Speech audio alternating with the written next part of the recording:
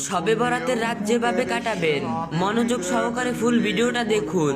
আপনার ফায়দার জন্য আবারও দরজার কড়া নাড়াচ্ছে শবে বরাত। এই শবে বরাতের রাত হতে পারে আপনার জীবনের শেষ শবে বরাত। এই রাত মুক্তির রাত, সুতরাং অবহেলা না করে অতীতের গুনাহের কথা স্মরণ করে তাওবা করি। তারপর ধারাবাহিক শবে বরাতে রাতে আল্লাহর জন্য ইবাদত করি। এমন ভাবে ইবাদত করতে হবে যাতে একটি ছোট আমল যেন এই রাতে মিস না হয়। যেভাবে সারা রাত ইবাদত করব, খুব মনোযোগ দিয়ে অজু করবেন, অজুর শেষে কালিমায়ে শাহাদাত পড়বেন, সারা রাত অজুর সাথে থাকার চেষ্টা করবেন, এতে অনেক সওয়াব আছে।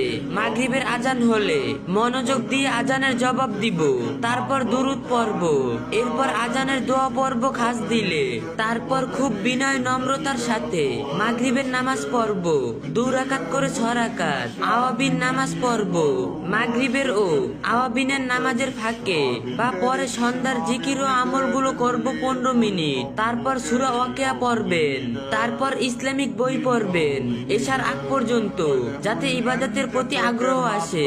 বিশেষ করে তাওবা সম্পর্কে বই পড়বেন যাতে খাঁটি তাওবার নসিব হয়। জান্নাতের নিয়ামত সম্পর্কে পড়বেন যাতে জান্নাত পাওয়ার আশার আমল করতে পারেন, এবং জাহান্নামের শাস্তি সম্পর্কে পড়বেন যাতে জাহান্নামের কঠিন আযাবের কথা স্মরণ করে ইবাদত ও তাওবা করা যায়। তারপর অনুরূপ এশার নামাজ পড়বেন। এশার নামাজের পর হাদিসে বর্ণিত আমল করবেন, সূরা মুলক পড়বেন, তারপর খুব বিনয়ের সাথে খাঁটি তাওবা করবেন। এই রাতে বারবার তাওবা করবেন, কারণ তাওবাকারী ব্যক্তি পাপহীন ব্যক্তির ন্যায়। সামান্য খাবেন, বেশি খেলে ইবাদত করতে অলস আসবে, খাইতে সময় কম নিবেন। এই রাতে অন্য গল্প করা বাদ দিবেন। এই